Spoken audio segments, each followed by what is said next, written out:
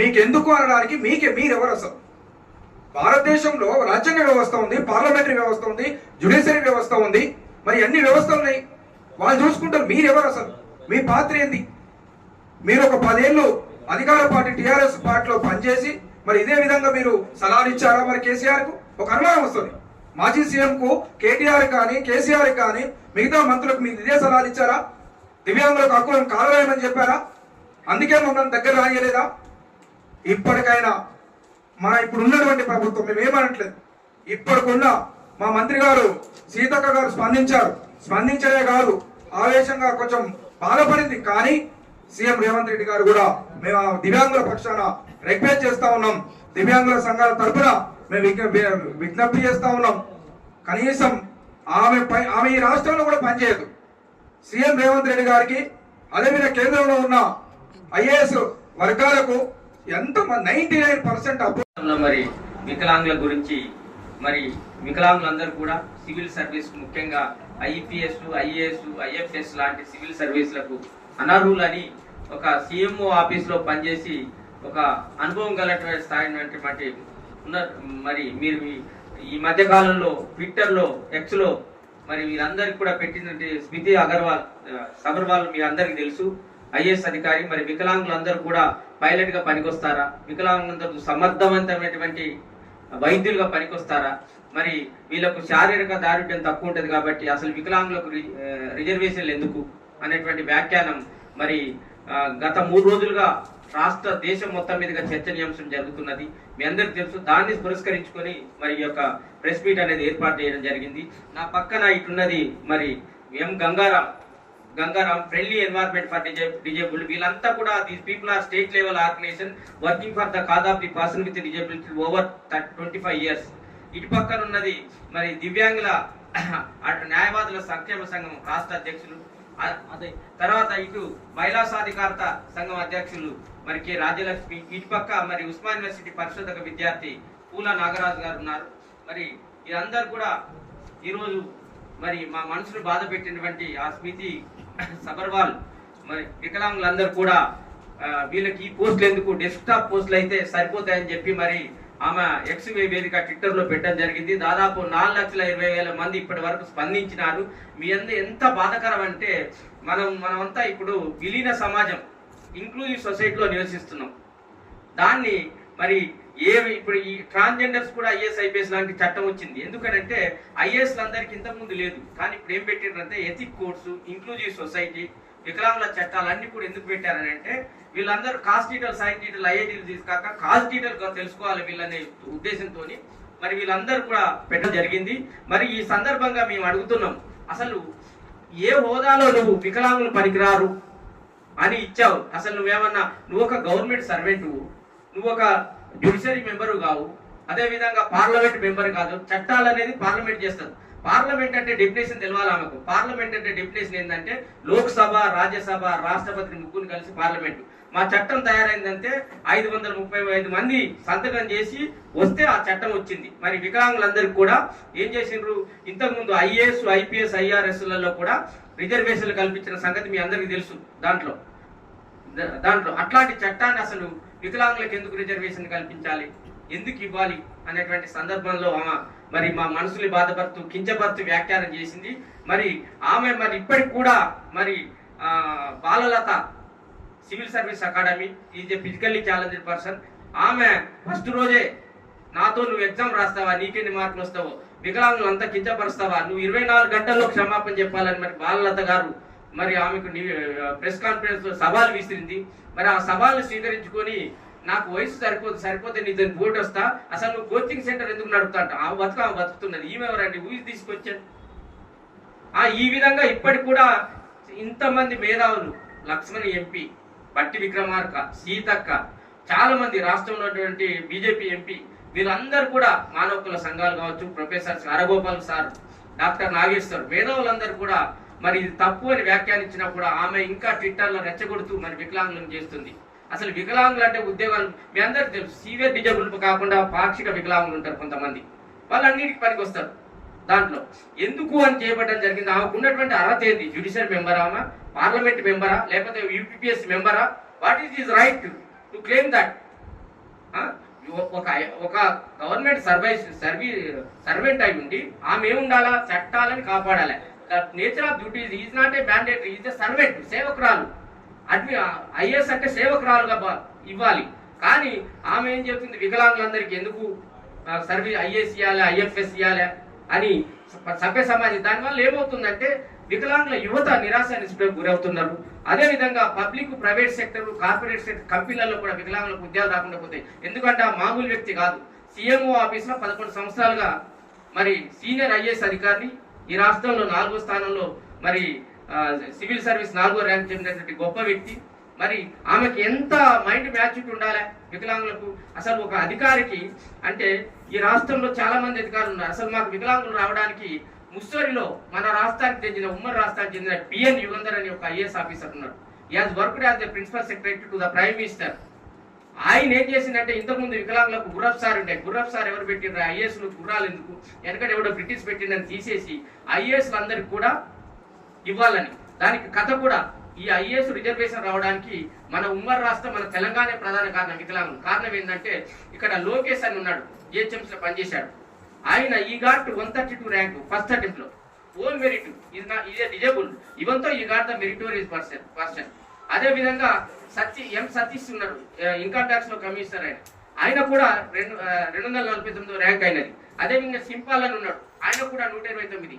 అయితే వాళ్ళందరి ఓన్ గా డిజేబుల్ రిలాక్సేషన్ ఏంటి ఉపయోగించుకోక వాళ్ళ మెరిట్ మీద వాళ్ళు సెలెక్ట్ అయితే వాళ్ళు ఏం చేశారు, ఆ సంవత్సరం గుర్తింపిన వికలాంగులకు వెయ్యాలని, వీళ్ళంతా వికలాంగులు అని చెప్పి Jaipal Reddy Indian information service వేశారు. వీళ్ళ ముగ్గురిని వేస్తే ఒక ఇద్దరు ఏం చేశారంటే అసలు మా స్థాయికి మాకు ఐఏఎస్ రావాలా, మాకెందుకు ఇదంతా అని చెప్పి స్వల్ప వైకల్యం ఒక చెయ్యి, మీకు ఇదంతా లోకేష్ కుమార్ తెలుసు, ఇప్పుడు ఎలక్షన్ కమిషనర్ చేస్తున్నారు అని ఎందుకని చెప్పి వాళ్ళు దాన్ని చేసి పోరాటం చేయడం జరిగింది. అప్పుడు బిఎన్ యుగంధర్ గారిని మేమందరం కలిస్తే ఈ విషయాన్ని తీసుకుపోయి ఇది మరీ ఘోరం ఇది, కాబట్టి వికలాంగులందరికీ కంపల్సరీ కూడా మరి ఐఏఎస్ రిజర్వేషన్ ఇవ్వాలని చెప్పి అప్పుడు మన్మోహన్ సింగ్ గారు ప్రపంచ వికలాంగుల దినోత్సవం సందర్భంగా వికలాంగులందరికీ కూడా ఐఏఎస్ రిజర్వేషన్ ఇవ్వడంతో ఈ రాష్ట్రానికి లోకేష్ అనే వ్యక్తి మరి రంగారెడ్డి జిల్లా కలెక్టర్ జిహెచ్ఎంసీగా రావడం జరిగింది. అదేవిధంగా మరి సతీష్ గారు ఇన్కమ్ ట్యాక్స్ కమిషనర్ రావడం జరిగింది. ఇట్లా చాలా మంది వచ్చారు. మనం కనుక పేర్లు చూస్తే మీ అందరికీ అక్కడ మీ దగ్గరలో పేర్లు ఉన్నాయి. కొంతమంది ఐఏఎస్ ఆఫీసర్లు ఎప్పుడు వీళ్ళు మనం చూడండి, అజయ్ ప్రసాద్ అని 1969లో ఐఏఎస్ ఆఫీసర్ అయిన డిజేబుల్డ్ పర్సన్, అప్పుడు చూడు రిజర్వేషన్ లేదు. అదేవిధంగా రమణి 1972లో UP cadre, Sanjay UP cadre, Arshad Ahmad ఈయన ఐఏఎస్ ఆఫీసర్ వికలాంగుడు 1997 గుజరాత్. ఎస్వి రంగారావు మన తెలంగాణ ఆయన 2000 ర్యాంక్ సంవత్సరంలో వచ్చింది, యూపీ క్యాడర్ గా సెలెక్ట్ అయ్యాడు. మరి హీరా సింగాల్ అని మీ అందరికి తెలుసు, 2014లో ఆల్ ఇండియా టాపర్ వికలాంగుల all India topper Ira Singhal అనేది మన దగ్గర. అదే విధంగా చేసి అందరికి చేరేలా చేస్తారని చెప్పని కోరుతూ, ఎందుకంటే ఈ రోజు సబర్వాల్ గారు చేసినటువంటి ఐఏఎస్ ఆఫీసర్ ఒక నార్మల్ వ్యక్తి కాదు. ఒక ఐఏఎస్ ఆఫీసరు 11 సంవత్సరాలు బ్రహ్మాండంగా పనిచేసినటువంటి మనిషి. మరి వారే ఒక వికలాంగుల గురించి ఒక అవహేళనగా మాట్లాడడం అనేది ఇది మంచిది కాదు. ఎందుకంటే ఇప్పుడు ఈ ఏదో మనం 10 సంవత్సరాలు 20 సంవత్సరాల లోపల మనం ఏదో ఉన్నామో అట్లా లేరు. వికలాంగులు కూడా అన్ని స్థానంలో దాదాపు 20 లక్షలు 30 లక్షల మంది జనాభా ఉన్నారు. వాళ్ళందరూ కూడా డాక్టర్లు, ఒక ఇంజనీర్గా, ఒక పెద్ద ఒక సైంటిస్ట్గా, ఒక కంప్యూటరిస్ట్గా బ్రహ్మాండమైనటువంటి విద్యాధారులు అందరూ ఎదుగుతున్నారు. మరి వాళ్ళందరినీ కించపరిచినట్టు అయిపోతుంది. సమాజంలో ఇంకోరు ఏదో ఒక ప్రైవేట్ సంస్థ కావచ్చు, ఒక డెవలప్మెంట్ సంస్థ కావచ్చు, వాళ్ళందరూ కూడా వీళ్ళను దగ్గర రానియకుండా చేసేటువంటి అవకాశం ఆమె ఆ ప్రకారంగా చేస్తుంది. కాబట్టి మనకు ఆమె చట్టాన్ని కూడా, కాన్స్టిట్యూషన్ కూడా గౌరవిస్తలేదు. కాన్స్టిట్యూషన్ లో 11 నుంచి 22 వరకు మనకు పౌర హక్కులు ఉన్నాయి. మనకు ఆ పౌర హక్కులలో కూడా మనకు స్వేచ్ఛ ఉంది. మనం చదువుకోవచ్చు, మనం ఏదన్నా కష్టపడి ఏ ఉద్యోగం అయినా చేయవచ్చు, ఏ అర్హత కూడా తీసుకోవచ్చు అనేటువంటి ప్రభావం ఉన్నది. కాబట్టి అలాంటి కాన్స్టిట్యూషన్ లో ఉన్నటువంటి పాయింట్లను కూడా ఆమె కారరాసి అలా మాట్లాడడం అనేది సమంజసం కాదు. తర్వాత సుప్రీంకోర్టు జస్టిస్ సుప్రీంకోర్టులో ఆయన గారు కూడా ఒక వికలాంగులను 2 దత్తత తీసుకున్నారు. వికలాంగులను దత్తత తీసుకొని ఆయన కూడా చదివిపిస్తున్నారు. అంటే ఎంత పెద్ద మానవత్వం ఉన్నదో చూడండి మీరు. 2 పిల్లలు, వాళ్ళకు తల్లి లేరు, తండ్రి లేరు. వాళ్ళు చాలా మంది ఉన్నారు. వాళ్ళ పేర్లు చెప్పడం అనవసరం, కానీ వాళ్ళు ఎంతో మందికి ఉపాధి కలిగించారు. కానీ వికలాంగులను ఆవిడ చదువుకోలేదేమో, కాకపోతే వికలాంగుల్లో లాయర్సు, సుప్రీంకోర్టు లాయర్సు, తర్వాత క్రిమినల్ లాయర్సు, ఇంజనీర్సు, ఇలాంటి వాళ్ళు డాక్టర్సు, ఇలాంటి ఇప్పుడు ఏదైనా చదవచ్చని క్లియర్గా ఆర్పిడి యాక్ట్ మాకు చెప్తా ఉంది. మన క్లియర్ పిక్చర్ మా నాగేశ్వరరావు గారు అద్భుతంగా చెప్పారు.